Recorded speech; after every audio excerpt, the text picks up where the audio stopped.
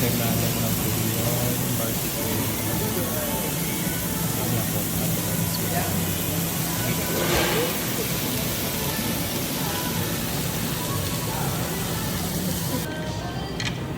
so, paano yung additional na order? For $21, worth it naman na.